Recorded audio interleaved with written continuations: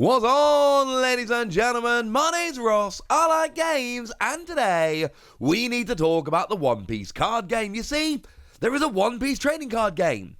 It's coming out soon. It's coming out on the 2nd of December. Although, honestly, right, I'm kind of hoping this video acts as a nice introductory point for a lot of people for quite a long time. So I'm kind of hoping that some of you are watching this long after the game came out. But regardless, I've started to have a lot of questions from people. Basically saying, hey, Wassy, can you give me this basic piece of information about the One Piece card game? Because as much as I am an obsessive nerdy fan that is hyper excited about the game and has made sure to follow everything, many of you are probably looking at this now and going, hey, there's a One Piece card game. Maybe I should check that out. Well, that, ladies and gentlemen, that is where I come in. Sounds like fun? Good. So what do you need to know about the One Piece card game? Well, it is officially launching on the 2nd of December. When I say launching on the 2nd of December, what I mean is that the first expansion, Romance Dawn, is launching on the 2nd of December. And the first 4 starter decks, featuring the first 4 colours, your red, blue, green, and purple, are launching on the 2nd of December. There's more sets and more starter decks coming. We'll mention them very briefly in a moment. Although every couple of months I do a release schedule for the One Piece TCG, where I show you all of the upcoming cards. I will link it in the description, but if you want to know what's coming out, when it's coming, etc., do check out those videos I do fairly regularly, every couple of months, so you can kind of follow along and know exactly what is coming. So that's what you're getting on day 1, essentially. Those 4 starter decks and the first set, Romance Dawn, coming along on the 2nd of December. Now, one thing that is very, very important to note is that if you want to be a serious player, you will need 2 of each of the starter decks. And the reason is extremely simple. The starter decks have completely exclusive cards, as it stands at the moment, and I'm sure there'll be reprints here and there generally are. But as it stands, the cards in the starter decks are exclusive, and as you'll see from this look at the Luffy starter deck, you'll notice that some of the cards come as 4-ofs and some come as 2-ofs. The 1-of is the leader. You only need 1 leader, so you'll only ever have 1 copy of that. But of course, as tends to be the case, a lot of the good cards come as 2-ofs, and you can play 4 of each particular card in the game. Ergo, you will need to buy 2 of each starter deck if you want to keep up and be a serious player. Now, in terms of the sets, you are talking about your standard trading card game, which is to say you get booster packs with random cards in of various rarities. Now, I am having to use Japanese scans here because we don't have official English scans yet because the set isn't out. But one important thing to note, the sets in Japan and in the West are exactly the same. Japan has smaller booster packs, but that's the way Japan generally is, that's a cultural thing. But in terms of actually which cards are in the set, alternate arts, etc., Romance Dawn in Japan is exactly the same as Romance Dawn over here. So you've got your general cards, your common and your uncommon, that's all fairly standard. And you've got your rare cards, that's fairly standard. And in every pack you will get your rare, which is, it's your rare. But then you've got your super rare cards. Now, super rare cards are, well, they are a step above rare. Whereas you'll get rares in every pack, you won't get super rares. If it's like the Digimon TCG, you'll get 7 in a box. That is not a guarantee, that is just if they follow Digimon. We don't know the pull rates in English yet, because with the different sized booster packs, that's the thing that will be different between Japan and the UK, and as it stands at the moment, that is not known. And then you've got your secret rares. Now in the first set, there are 2 of them, those being Shanks and Yamato. In set 2, there's actually 2 as well. It seems like 2 per set, but there is no guarantee. And then you have a bunch of alternate art. So here's the regular dual colour Luffy leader, and here is the alternate art. The leader alternate arts do tend to be kind of zoomed in, hand-drawn pictures and look really rather nice. But there are a whole bunch of other alternate arts, like this Luffy, as an example, or this amazing Verona Zoro, which is actually done by Akira Igawa, who is an artist who works on the Pokemon trading card game as well, which makes me very happy. And then we have the manga rares. Now, as it stands at the moment, we've had one in each of the first two sets in Japan. Manga rares, like this manga Shanks. These are your super duper hyper crazy silly rare cards. I've done videos on this channel you can look at in terms of the value, but these end up as like $1,500, $2,000 cards. These are absolutely ridiculous. The pull rates are extremely low, as in you could buy multiple cases and easily not get one. But if you're looking for the ridiculous cards, it is the manga rares, of which there is one per set. So it's a fairly standard in terms of rarity. You've got your common, your uncommon, your rare. They're in every pack. Super rare is going to be a few per box, probably 7 if we follow Digimon, but we don't know. And secret rares, you might get 1 per box. Something along those lines. We've then got a bunch of alternate arts and the manga rare, which is silly, crazy rare. You have been warned. Now, there are also promo cards as well, so one thing which has already been made available in a bunch of different ways is Promo Pack 0, and this has been made available in English, which gives you these 5 cards which are exclusive. These cards are promo cards, they do not come along in the set. But there are also some other promos that have released in Japan.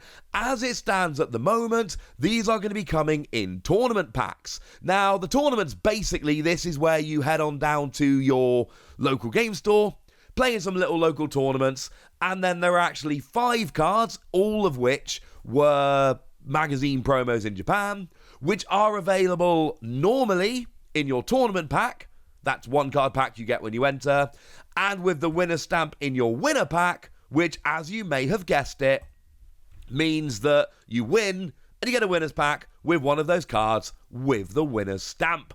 There are some exclusive promos like these magazine promos, like Promo Pack 0, which do have to be gotten at events and local game stores. However, unlike some other card games, I'm looking at you, Dragon Ball Super.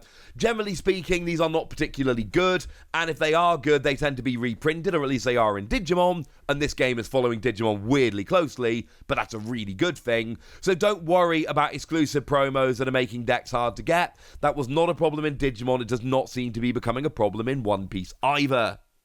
Now, in terms of the tournaments, you've got your local tournaments like I just showed you with your tournament packs and winners packs.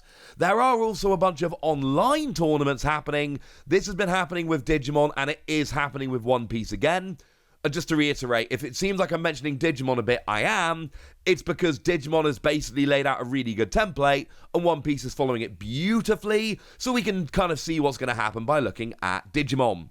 And then basically there are going to be some online tournaments that you can enter. At the moment, there are online tournaments happening with these super pre-release decks. And yeah, you go on and play with your super pre-release decks and have a lot of fun. But when the sets are out, there should be bigger tournaments as well. And in fact, we probably should stop for a second and mention this. There were, at the super pre-release, now the super pre-releases are now over, unfortunately, but there were opportunities to get the first 4 starter decks, but as pre-release versions with an alternate art leader and all the cards in the deck stamped with super pre-release. That was just kind of a fun thing. However, mechanically speaking, in terms of actually playing, these are identical to the starter decks that will be released on the 2nd of December. One other thing that is worth noting, some of the really cool stuff is actually being released on Premium Bandai. So on Premium Bandai, as I record this, there are 2 products that you can go and buy in the US, and that is the Premium Card Binder Collection, which gives you 10 alternate art promos. Beautiful, but they are alternate arts of cards that are in starter decks and the first set, so you don't necessarily need them. And the Playmat and Card Case Edition, which is where you get, as you may have imagined, the card case and the playmat. These are on Premium Bandai. They are very much not essential, but they are still very cool. If you're not in the US, Premium Bandai will not ship to you. However, what you can do is wait, and these products will be orderable by your local game store, so you can pick them up at your local game store. And moving forward, it seems like this is going to be the kind of pattern that One Piece is in, and I say that as a good thing. So we have the next set, Summit Battle, which is actually already out over in Japan. We have more starter decks. There are actually 3 starter decks, which have currently been, well, 2 have been released. There's a starter deck 5 that is based on the film Red, and then there is starter deck 6, which introduces the colour black into the game. And then you've got starter deck 7, which is not out yet. That's coming out in the new year, which introduces the colour yellow into the game. But we're going to have this regular releases of starter decks and sets, just like your regular TCG, and there's going to be promos, some exclusive, some alternate art that are given out as tournament promos at little local tournaments, and then there will be bigger tournaments, which we imagine in the short term are going to be largely online, but again, those ones it's kind of, you'll see them as they come up. I can't give you a big list of tournaments now, but we are heading into bigger tournaments, don't worry, they seem to be at least very much planned as it is. Now, in terms of actually playing the game, I do not intend to sit here and give you a full learn to play. I've actually done that on this channel already. Do please go and check it out. But like so many games, it is built around your leader. So you pick a leader, and that is what you build your deck around. And there is a pretty strict rule in the One Piece TCG that you can only play cards that are the same colour as your leader. So that dual colour Luffy I showed you earlier is red and green, which then becomes a really big deal because now I can play both red cards and green cards in my deck, whereas if I'm using the Smoker leader, as argument's sake, from the second set Summit Battle, unfortunately that is just a black leader, so I'm only allowed to play black cards in my deck. Never mind. It's a good deck, incidentally. It's one I'm very excited about. Now, outside of that, you have character cards who basically come and support you. These are generally what you use for attacking, but as is generally the case, you can block with certain characters. Not everyone, only certain characters. So you come around and have a lovely time doing all of that good stuff. And it's a pretty standard game in that regard. So if we use Luffy as an example, you can see there's 4 life. If you get an attack past the leader, you take off a life. If you take off all the life and then get an attack through, you win the game and life is good. Again, we're talking pretty standard TCG stuff here. And I don't say that flippantly. That's not to say the game isn't fun. The game's really fun. Like I say, this is not intended to be a learn to play. My point is, it is like so many games before. I've got a leader, and I've got a deck of cards that supports it, and I'm trying to whittle down my opponent's life, and then attack to actually go and win the game. Those things are fairly standard. As well as characters, we also have event cards, which do certain things, boost your power, etc. What would be option cards in Digimon or trainer cards in Pokemon.